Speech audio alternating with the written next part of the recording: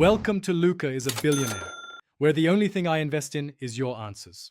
You begin by drawing a clear horizontal number line with 0 and endpoints. Make sure your scale is consistent. 1 unit equals 1 cm is fine. Next, mark integers and common fractions like 0, 5, so you have reference points. Plot the starting value and the target value and indicate direction with an arrow. Once done, verify spacing visually. If ticks look uneven, remeasure a short segment and adjust your scale before moving to jumps and calculations. You now execute moves using your established scale.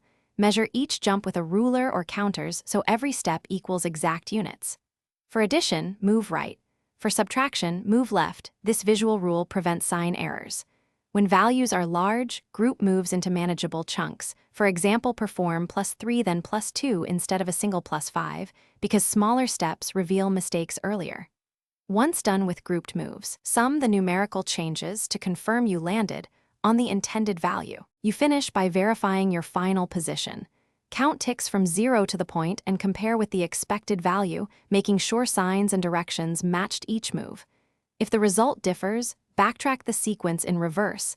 Undo each jump until you find where the count deviated, then correct that step. Make sure to adjust the scale if positions are crowded. Use finer ticks like 0, 5 or 0, 1 so close values are distinguishable, and mistakes become easier to spot. Thanks for watching and please subscribe. It's the best investment you'll ever make.